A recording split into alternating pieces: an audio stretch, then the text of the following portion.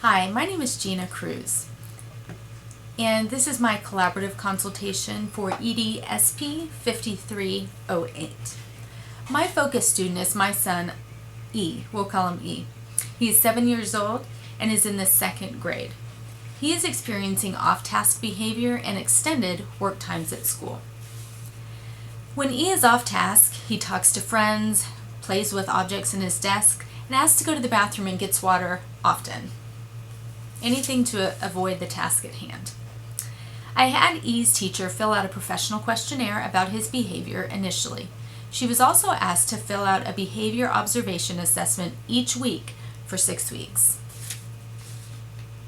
My goal for E is to stay on task and complete assignments with 80% accuracy and with efficiency. E needs to acquire attention skills and practice ignoring distractions and generalize this ability into the classroom, not just in everyday life. E is especially experiencing difficulties with tasks and subjects that are more difficult for him, that are more abstract, such as reading comprehension, social studies, things like that.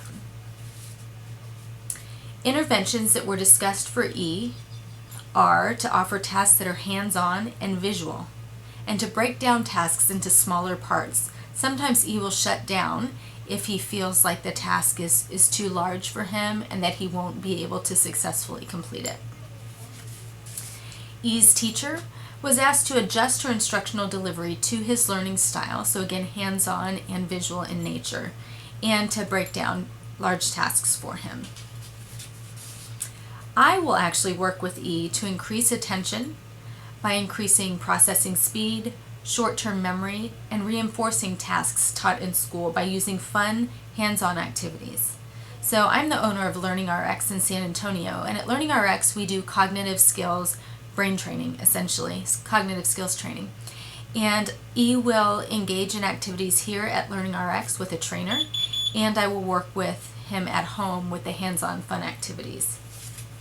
We like to do things like practice our math facts to a stopwatch so we can increase that processing speed, and we read to a metronome at times when we're trying to increase his reading fluency, which will increase the reading comprehension. We also like to play popcorn word memory. It's just like memory, but you're actually flipping over, there's two of each word on a different card, and you flip over those cards and try to find the one that matches, but the student, E, would always read the words on the card. We also like to practice spelling while jumping on a trampoline, jumping rope, or tossing a ball back and forth. That's also another way we practice our math facts. So these hands-on activities that engage his brain, they engage his body and thus engage his brain, so that works really well for him. I will review the intervention plan and progress each week, but we will meet again. I'll meet with his teacher again, and I will reevaluate everything on April 25th. That's my goal date.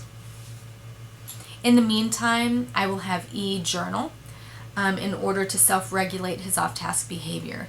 I feel like it's really important to get children to bring them to that awareness that this is what that behavior looks like, so that they can try to have self-control and maintain attention.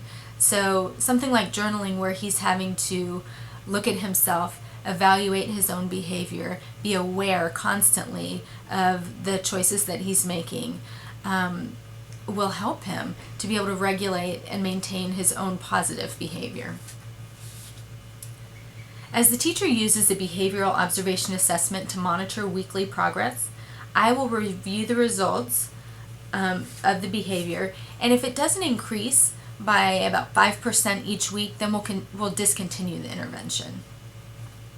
I doubt that will happen.